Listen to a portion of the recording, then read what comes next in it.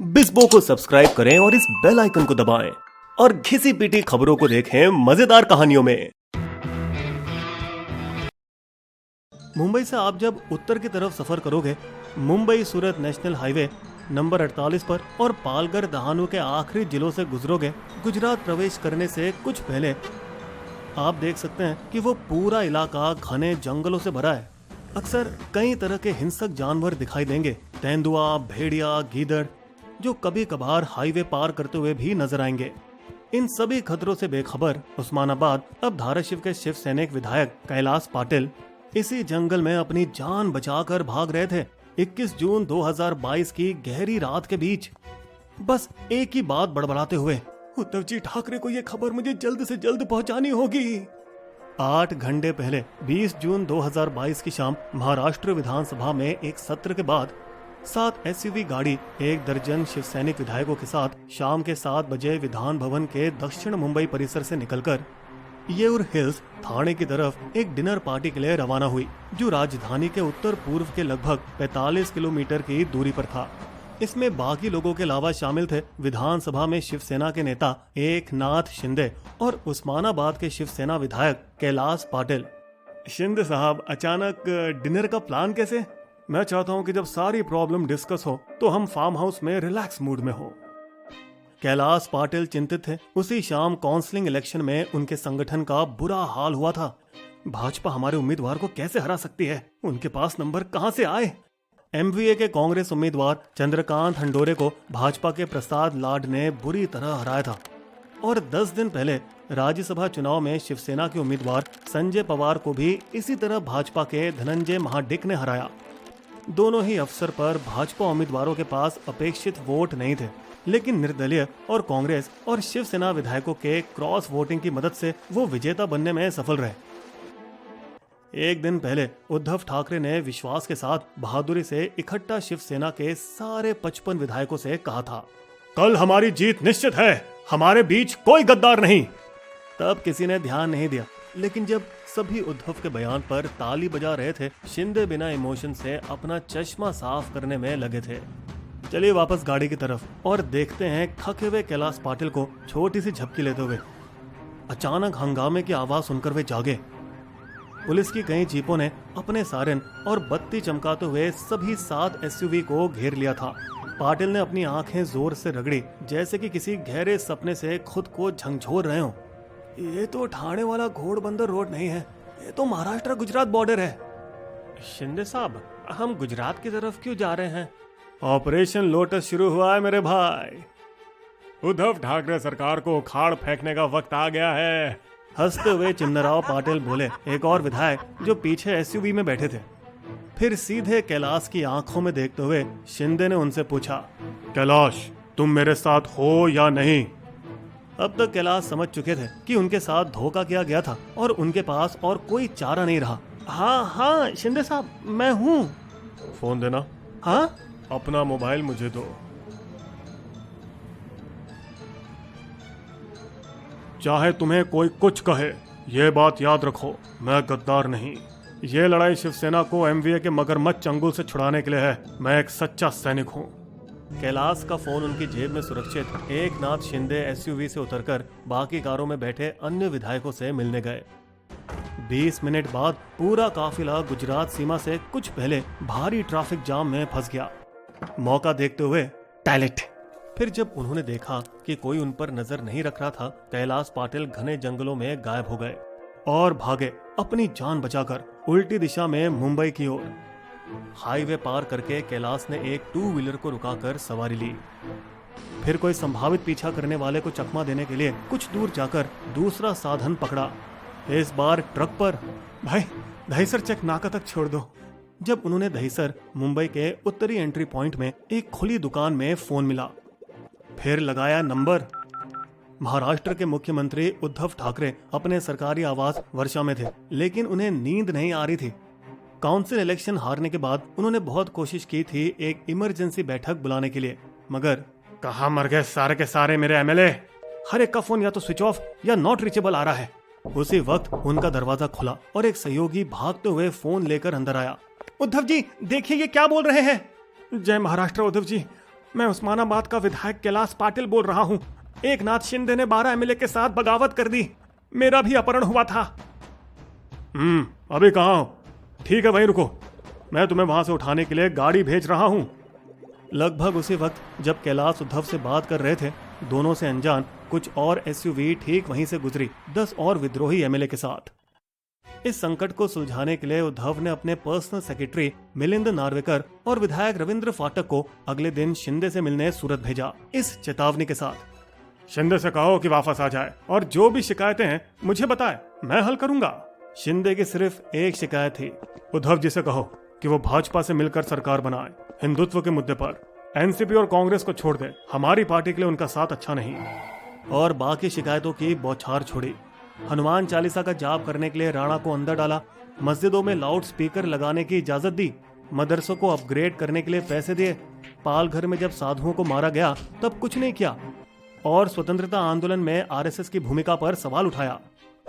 जब से 2019 में एमवीए की सरकार बनी तब से एनसीपी 4 खास विभाग पर कब्जा जमाए रखे थे, फाइनेंस, होम, जल संसाधन और ग्रामीण विकास। वित्त मंत्री होने के नाते अजित पवार प्रभारी थे कि पैसे कैसे आवंटित किए जाएं। और पता चला कि राज्य का आधा बजट उनकी पार्टी के निर्वाचन क्षेत्रों में लगा और सिर्फ 17% शिवसेना के लिए। सैन्य कार्यकर्ता इस बात से नाराज थे कि उनके मुख्य विरोधी मजबूत होते जा रहे थे। 45 निर्वाचन क्षेत्रों में शिवसेना के मुख्य प्रतिद्वंदी या तो एनसीपी है या कांग्रेस। कसूर उद्धव का भी है क्योंकि वे एक अनुपस्थित मुख्यमंत्री थे और अपनी जिम्मेदारियों को डिप्टी अजित पवार पर छोड़ गए।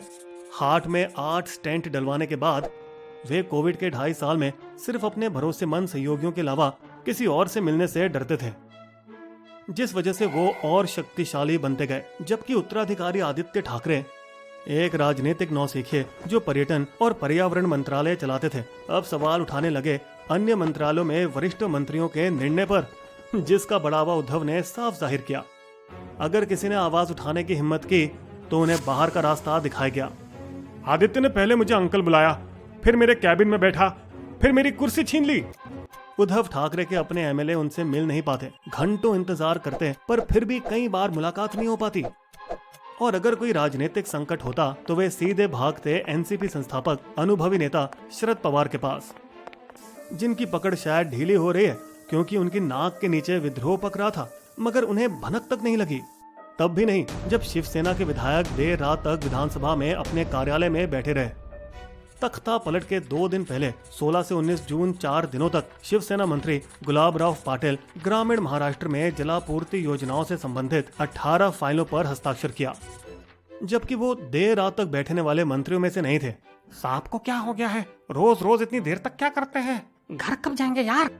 गुलाबराव शिंदे के काफिले में शामिल हुए एक मरीज का नाटक करके एम्बुलेंस बुलाकर स्ट्रेचर पर सो गए, गुजरात सीमा पार करने तक। कृषि मंत्री दादाजी भूसे ने भी दे धड़ाधड़ फाइलें क्लियर की। इन 4 दिनों में एमवीए सरकार के 5 शिवसेना मंत्रियों ने 1600 करोड़ रुपए के करीब 280 ऑर्डर पास किए। और इससे पहले कि एमवीए नेता कुछ समझ पाते कि क्या हो रहा है, शिवसेना के 7 में से 5 मंत्री शिंदे गुट में क्रॉस हुए, जिनकी संख्या अब 34 सेना विधायक और 7 निर्दलीय की बन चुकी थी। बस कुछ कम 37 शिवसेना विधायकों के अंक से जो पार्टी का 2/3 हिस्सा बनता, वो जादू का नंबर जो उन्हें दल बदल विरोधी कानून के तहत सुरक्षित रखता। लेकिन एक बार जो अपना हाथ जलाया था भाजपा ने 2019 में 78 घंटे की सरकार बनाकर, इस बार कदम फूंक फूंक कर चल रहे थे, अपने को छाया में रखकर पीछे से बंदोबस्त में व्यस्त थे। ये देखते हुए कि सूरत मुंबई से बहुत ही करीब था, शिंदे ने सभी को दूर भेज दिया, गुवाहाटी, असम, एक और भाजपा शासित राज्य में, जहां पीयूष हजारिका ऑपरेशन लोटस पर गहरी नजर रखे हुए थे, एमवीए की कोई घुसपैठ चाल चलन को रोकने। क्योंकि 2019 में एक ऐसी ही चाल सफल रही जब एनसीपी के 4 विधायकों को गुड़गांव के एक होटल से गुप्त तरीके से निकाला गया था। इस बार एक बागी विधायक नितिन देशमुख गुवाहाटी हवाई अड्डे से निकलकर वापस उद्धव के गुट में लौट आए। मुझे जबरन इंजेक्शन दिए गए ताकि मैं वहां से निकल नहीं सकूं। जवाब में शिंदे गुट ने देशमुख की फोटो रिलीज की, एक चार्टर्ड प्लेन में अन्य बागी विधायकों के साथ पार्टी करते हुए।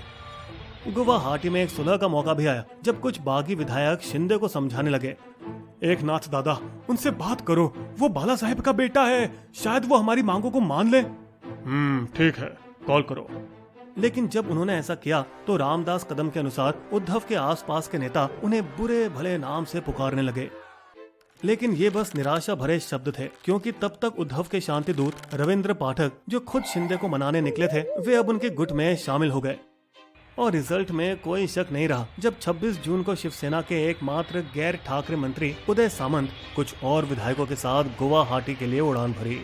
ये पहली बार नहीं था कि शिवसेना टूटी, पहले 3 बार हो चुका है, लेकिन हर बार सेना वापस उभरने में सफल रही। 1991 में वरिष्ठ नेता छगन भुजबल 18 विधायकों को लेकर कांग्रेस में गए। नारायण राणे भी 2005 में कांग्रेस गए, फिर भाजपा। लेकिन सबसे कठिन विभाजन रहा 2006 का चचेरे भाई राज और उद्धव के बीच, जब राज ने छोड़कर एक अलग पार्टी बनाई। इनमें से कोई भी सेना का गढ़ नहीं ला सका। लेकिन इस बार कोलाहल हर तरफ से मचा और कई इलाकों में तो सारे के सारे शिंदे के समर्थक थे, जो कड़ी चुनौती दे रहे हैं ब्रांड ठाकरे को अपने आप को शिवसेना बाला साहेब बुलाकर। खुद को असली शिवसेना बताते हुए धनुष और बाण के चुनाव चिन्ह पर कब्जा करने की कोशिश कर रहे हैं। लेकिन उद्धव ठाकरे इतनी आसानी से हार नहीं मानेंगे।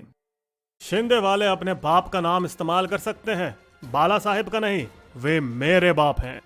उद्धव ने नई शाखा के प्रमुख नियुक्त किए, 100 नए पदाधिकारी और एक ऑनलाइन पोर्टल भी सदस्य की ताकत बढ़ाने के लिए लॉन्च किया। आग पर पानी की बौछार करते हुए उन्होंने 4 दिनों में महाराष्ट्र के 10 क्षेत्रों का दौरा किया। पिछले 6 महीनों में जितना किया उससे कहीं ज्यादा। सर्वोच्च न्यायालय में ढेर सारी याचिका दायर की। बागी विधायकों को अयोग्य घोषित करें, शिंदे को शिवसेना पार्टी के प्रतीकों का इस्तेमाल करने से रोकें, शिंदे द्वारा नियुक्त सदन के अध्यक्ष को अयोग्य घोषित करें, और मेरी पार्टी के सचेतक को पहचानो। क्योंकि जैसा दल बदल विरोधी कानून का रूप आज है, विद्रोही अपनी पुरानी पार्टी पर कब्जा नहीं कर सकते, बल्कि उन्हें मजबूरन किसी दूसरी पार्टी में विलय करना होगा। लेकिन कार्यकर्ता किसे वोट देंगे ये अक्टूबर 2022 बीएमसी चुनावों से ही पता चलेगा, जो उद्धव ठाकरे एमवीए का हिस्सा बनकर लड़ेंगे। लेकिन जाते जाते एक दिलचस्प राजनीतिक ट्विस्ट पर नजर डालते चले। यहाँ विजेता साफ तौर पर एकनाथ शिंदे और देवेंद्र फडणवीस हैं, जिन्होंने ये बेमिसाल तख्ता पलट को अंजाम दिया। इसलिए फडणवीस इनाम के तौर पर केंद्र मंत्री पद के इंतजार में थे जब उन्होंने ये घोषणा की, हम शिंदे सरकार को बाहर से समर्थन देंगे। लेकिन अगर अमित शाह की सत्ता का कोई संभावित प्रतियोगी माना जा सकता है तो वो है नितिन गडकरी और देवेंद्र फडणवीस, दोनों नागपुर के, जहां आरएसएस का केंद्रीय नेतृत्व बैठता है और जिनके साथ उनका गहरा संबंध भी है। इसलिए फडणवीस को दिल्ली से दूर रखना जरूरी था और आखिरकार प्रधानमंत्री मोदी जी को खुद दखल देना पड़ा उन्हें शिंदे की सरकार का हिस्सा बनने में। शिंदे के सीएम पद की शपथ लेने के कुछ दिन बाद उद्धव ने पार्टी की एक बैठक में उनका मजाक उड़ाया।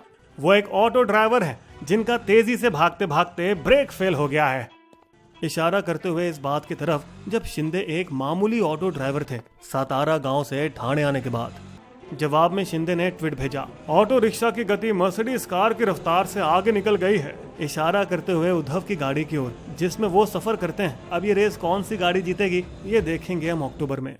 बिस्बो की शायरी। शिंदे ने तो उद्धव को जमकर दे दी मात, उसके आगे पलट दी सारी ही बिसात। वक्त बताएगा मगर जनता किसके साथ, अभी तो उद्धव ठाकरे मसल रहे हैं हाथ।